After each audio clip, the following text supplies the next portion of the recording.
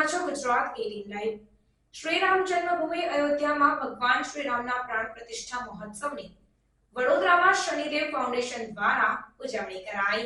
500 વર્ષ બાદ ભગવાન શ્રી રામ જન્મભૂમિ અયોધ્યામાં શ્રી રામની પ્રાણ પ્રતિષ્ઠા પ્રધાનમંત્રી નરેન્દ્રભાઈ મોદી દ્વારા કરવામાં આવી।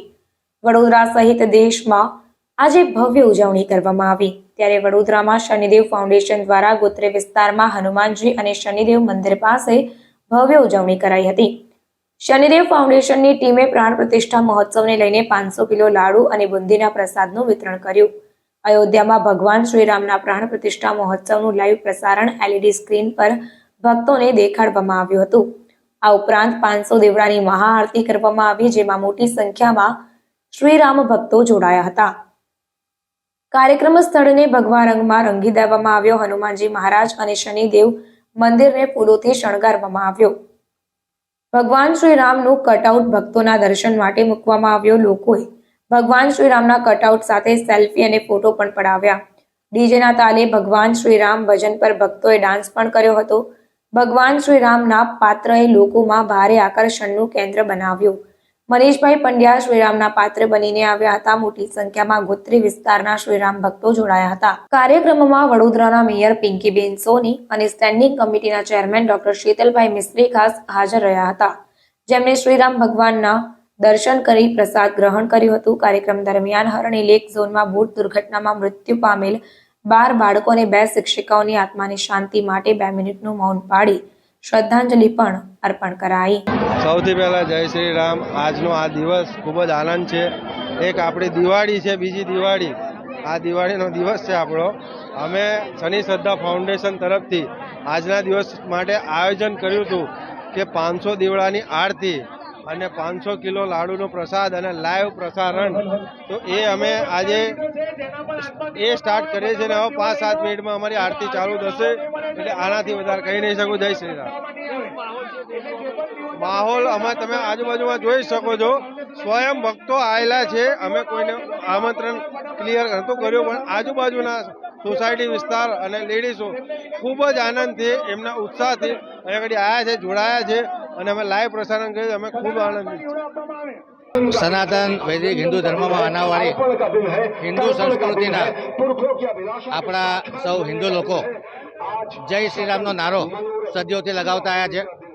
જય શ્રીરામના નારાનો જે ઉદ્ઘોષ છે એનો સુખદ પ્રતિઘોષ પ્રાપ્ત થાય માટે 500 કરતાં ઉપરાંત વર્ષોથી હિન્દુ સંઘર્ષ કરી રહ્યા હતા।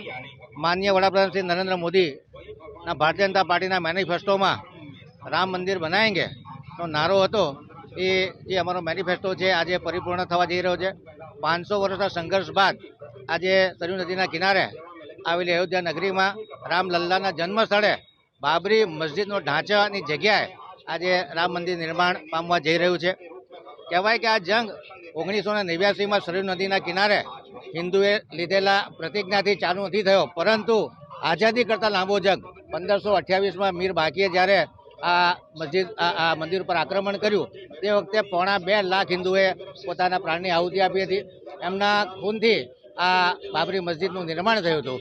આજે 5 દાયકાના સંઘર્ષ બાદ, આઝાદી કરતાં મોટા સંઘર્ષ બાદ કહી શકાય કે સુપ્રીમ કોર્ટના ચુકાદાથી કોઈ પણ લોહિયાળ ક્રાંતિ વગર સનાતન હિન્દુ ધર્મ સંસ્કૃતિનો વિજય થયો છે। તમામ હિન્દુઓની આસ્થા પુનઃ જાગૃત થઈ છે। મુઘલ આક્રાંતાઓ અને અંગ્રેજોના આક્રમણ બાદ જે હિન્દુ સંસ્કૃતિ પર આક્રમણ થયા હતા, ભારતનો ઇતિહાસ બદલી નાખવામાં આવ્યો હતો। આજે કહી શકાય કે ભારતનો ઇતિહાસ પુનઃ સ્થાપિત થવા જઈ રહ્યો છે। જે નરેન્દ્ર મોદીની દૈવી શક્તિથી આજે આ રામ મંદિરનું નિર્માણ થઈ રહ્યું છે। આ પ્રસંગે તમામ હિન્દુ સંસ્કૃતિના લોકોને, વડોદરાની સાંસ્કૃતિક નગરીના તમામ નાગરિકોને શુભેચ્છાઓ પાઠવું છું અને આપ સૌ રામમય બનો। આજના દિવસે વડોદરા નગરી આખી રામમય બની છે।